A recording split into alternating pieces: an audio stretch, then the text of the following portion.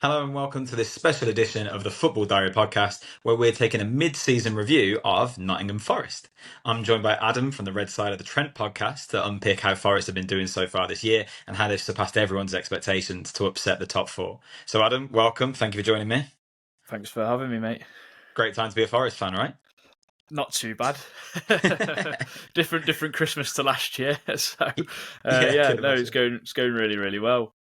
Yeah, it's absolutely incredible to see Forest rising through the table at the moment, and that form that we talked about at the start of the season seems to be a more permanent fixture now. It's not a case of a run of good results anymore. Forest are here to compete, right? So, how have you found the first half of this season? Is this a surprise to you as a Forest fan, even, or is this kind of what you expected to see under Nuno?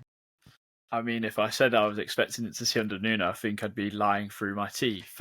So no, we expected some improvement because the data was there, the numbers were there. Like I think if Nuno had the whole of last season, we would have finished like mid-table anyway. So we was always expecting some sort of improvement, and the data didn't lie in terms of like XG conceded from non-set plays was vastly improved under Nuno. So it was just like set pieces and that sort of thing. And then the other side of the game, which is obviously scoring goals, which every fan wants to see your team score goals. So I think was expecting improvement, but this is like a complete and utter turn up for the books, isn't it? Like we've just completely shocked the league. And I think I mean, we might get into it a little bit more, but I think it is just due to style of play in comparison to the rest of the league. So yeah, it's been a really good start to this half of the season.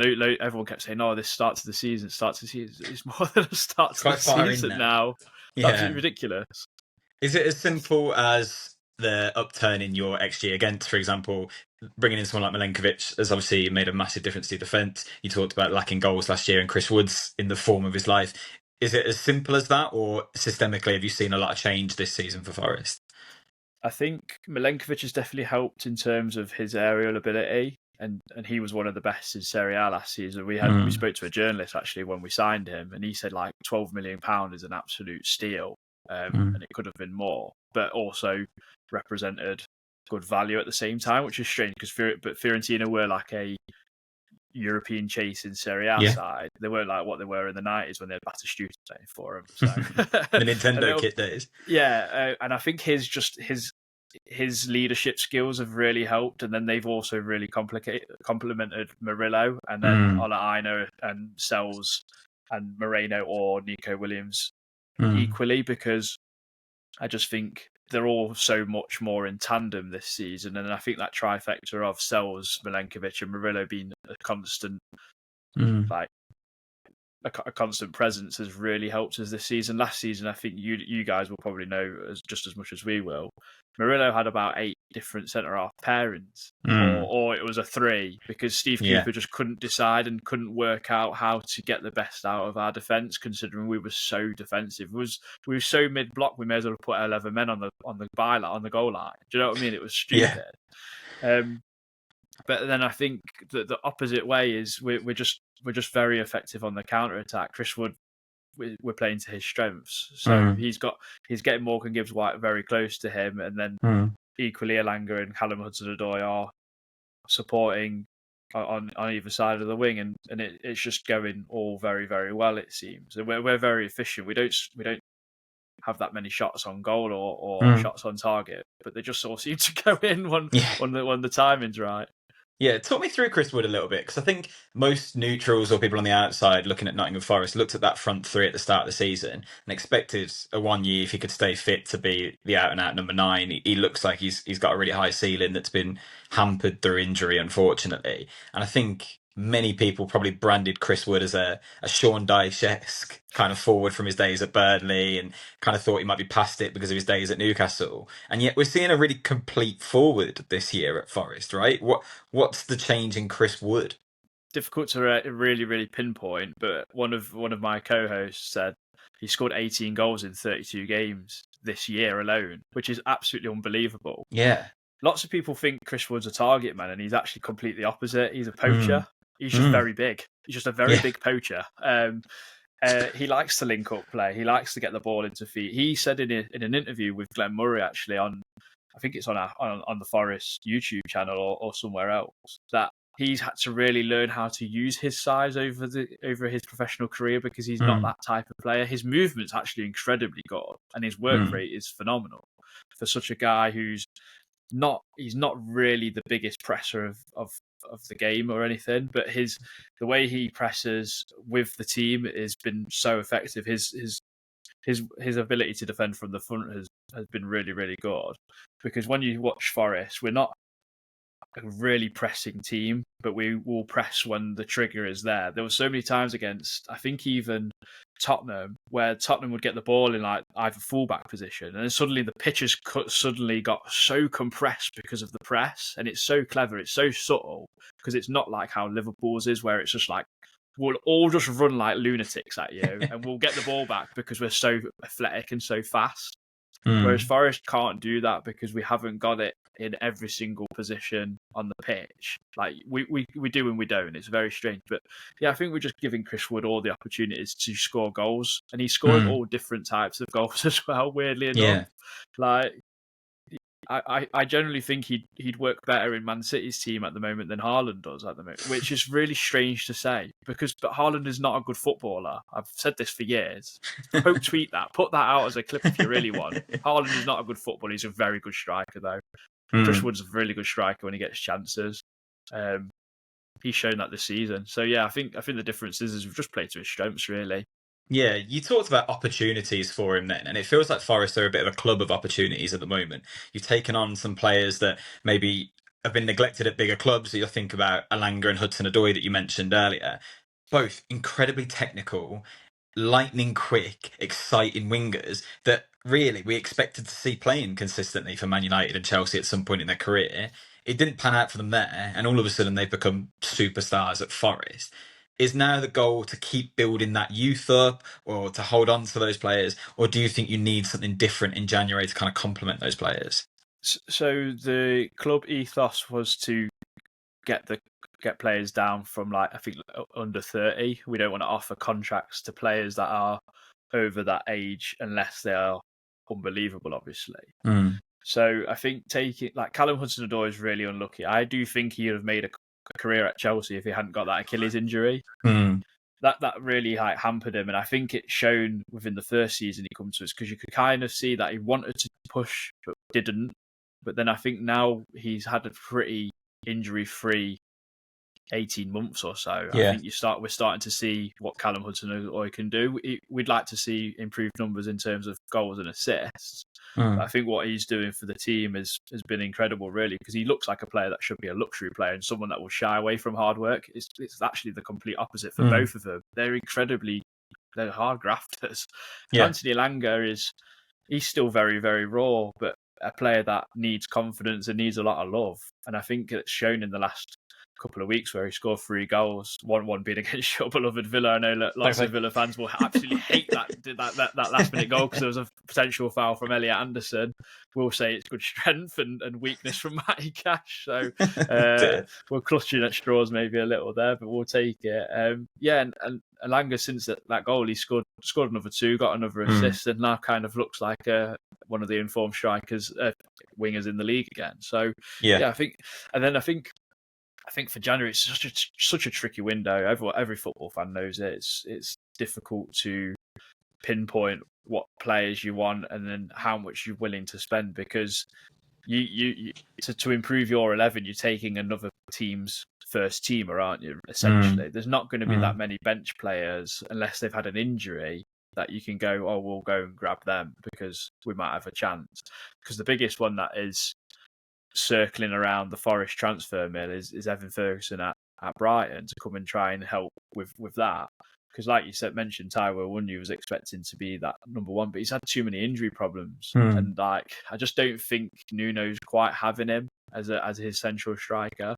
No. So it's going to be a difficult window. I don't really know the answer to it, because you could just literally chuck a load of players at a wall and hope one sticks, essentially, in January. That's the tricky part.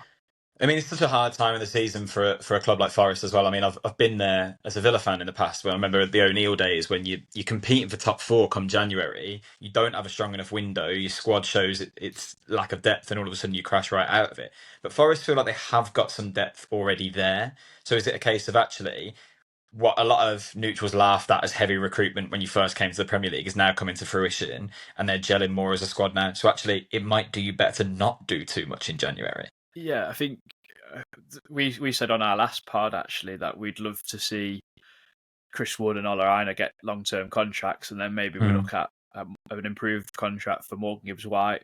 Ola, I think Hudson-Odoi's got 18 months left now. We'd like to see that extended, I'm sure, because you want to build that team.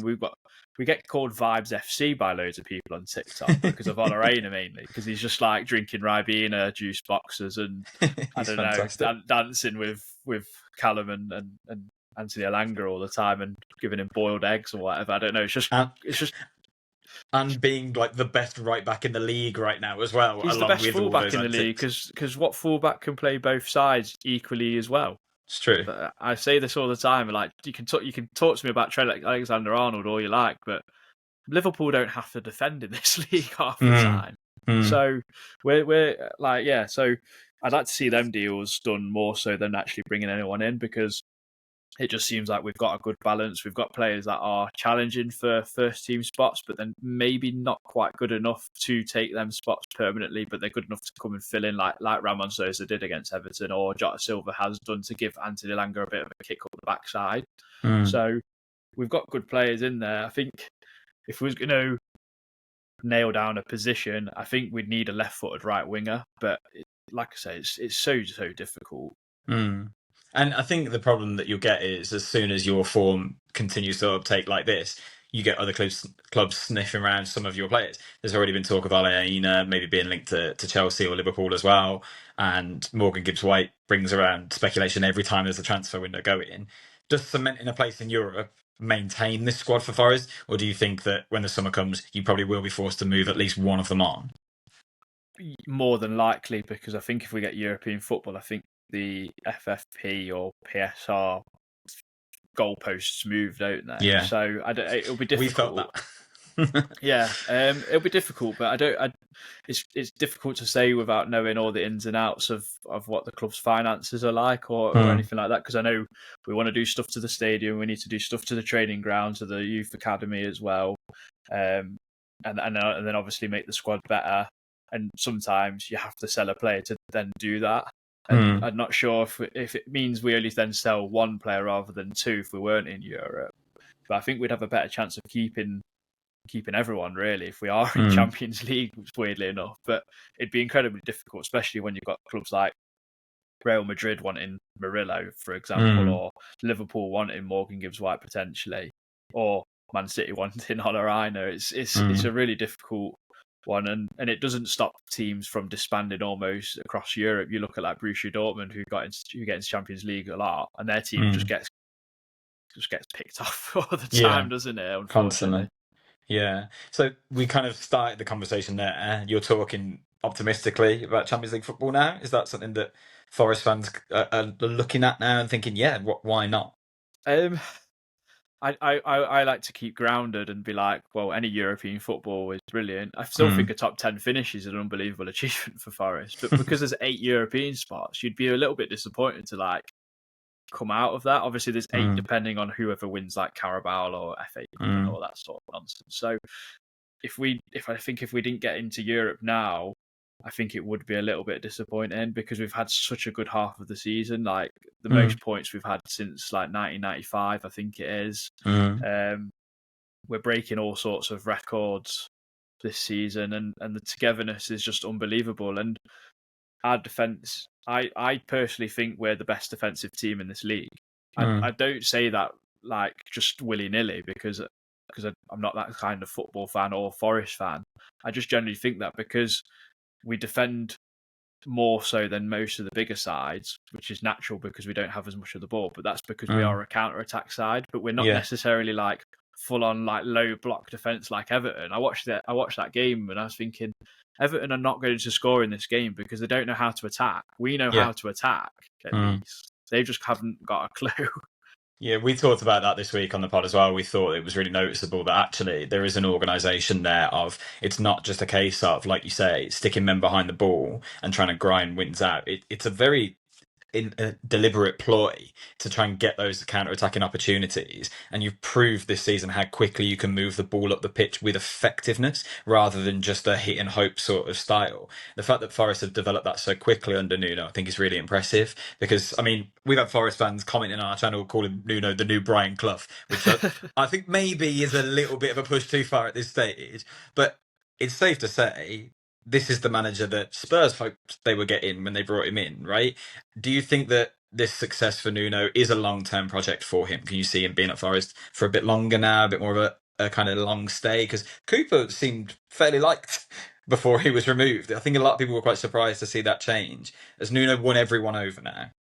I mean, I think if Nuno hasn't won like over everyone, then I'd be very shocked. But there's always going to be that one fan that isn't quite happy. I'm still unhappy that we lost to Fulham at home and drew to Wolves and Bournemouth, because we should have got points from more points from all of them games. Yeah. And then you look at what's happened to Man City. We went away there and shipped 3 goals and lost quite comfortably. Could have been a different game if we'd set up how we'd been setting up before. I had like a bit of... I didn't have as much reservation about Nuno as some other fans, because everyone just draws to the whole Tottenham thing. Tottenham are a completely different club from us and Wolves, whereas I think us and Wolves are quite similar, and the teams seem quite similar in terms of how they're set up, and then maybe their fan bases are a little bit more patient. Tottenham want to see like rock and roll football and whatever else, but they also want to win trophies, and they can't have both, unfortunately, because they've never got a manager that can do both. Weirdly enough, so I think Nuno's here for the long term. I think I initially thought that he'd be here to get us into mid-table, to then maybe challenge them European spots, and then be a stepping stone for another manager like a Kita or a McKenna, or someone of that kind of ilk, Fabian Hertzler, that would take you then into Europe and be the long-term project. But I think the way he's going and the way we're set up, and the togetherness and the team spirit, then I don't see why he can't be the long-term project. He seems to like been really super revitalised in this spell at Forest. I think the back end of really took its toll on him with the points deduction and like the struggle against relegation. This season, we've seen like his personality and character really come out, and that's really shone throughout the season, and the results speak for themselves at the moment. So if I had to put you on the spot now and say, where do Forest finish this season, where are you giving me as a place? Like one place, or can I give you a range? If it's a small range, I'll take it. I'd say probably like between 3rd and 7th. That's a pretty big range at this stage. That's 3 different competitions you could qualify for. we all keep joking, like we want Conference League because we want to go to like these strange places, and then one of the lads read them out and he was like, "Oh, Rapid Vienna, Copenhagen." I was like, "They're really nice places, actually." Yeah, like, I go to them. Yeah, we had some great fixtures last year when we had a journey down there. It's just whether Chelsea leave a competition left for you for next year. Yeah, So it's a difficult one, because we want. You what you've got now, you're like, oh, we want that, and it's really hard to leave that. So I think every media pundit and everything doesn't want Forest to get Champions League, but every like neutral or outsider wants us to, because it almost breaks the Big Six cartel kind of thing. I think when Newcastle and yourselves got in, I think loads of neutrals were really happy, because it's someone different. It's a different story, and it upsets Gary Neville and Jamie Carragher a great deal on Sky Sports, doesn't it? So. And that's always exciting. Oh, absolutely. No, I think a lot of people would pretty much have Forest almost there on their current form if it wasn't for who the chasing pack are. Because obviously you've got Newcastle, 5 points off you. You've got Man City just behind them as well, and you never know what they're going to do in January, whether they're going to get back into some sort of gear as well. So it's definitely going to be a contest. But you've shown so far this season, you're not going to be intimidated by others. You're going to do what Forest do well. And that to me, that's exactly what you need to be doing in this league. Yeah, I think the more dangerous teams I look at are Newcastle and like Bournemouth, Fulham and Brighton, because none of them have got European football. Villa are in a really precarious spot because they're doing so well in the Champions League and they're finding hard to balance, and then with like injuries and stuff, and John Duran like I don't know. He's a bit of a loose cannon. Although I didn't think it was a sending off the other week. I actually thought it was a bit harsh. So I think they're finding it hard. But then you know what, like Emery is so experienced in that. Villa are also very capable of going on a run. Man City, like you say, you don't know what's going to happen, and they've been there and done it, and like they really need to kick up the backside to start getting them back into gear. So yeah, I expect us to fall down, but then like I also think why not? Because why am I a football fan if I don't think we can do it? It'd be pointless. So it's going to be a really great second half of the season. It's going to be nice to look at results of like Chelsea, Arsenal, and all these other clubs rather than looking at like Ipswich, Southampton, and Leicester, like I've been in the last few seasons. I remember like cheering West Ham to beat Luton like last game of the season, like second to last game of the season, and going, "This is depressing, isn't it?" What a crazy turn of events, man. That feels like a perfect place to end this. Thank you so much for joining us. Hopefully we'll be able to talk again about Forest Champions League exploits next year. But where can people find you, Adam? So we're Red Side of the Trent on all social media, Twitter, Instagram, and YouTube. So yeah, check us out for any content there. Thank you, mate. And of course, you can follow us on Blue Sky and TikTok, subscribe to us on YouTube, and thank you as always for following us. We'll continue to watch how Forest do for the rest of the season. Adam, we'll have you in mind, mate. Thanks for joining me today. Cheers, thank you.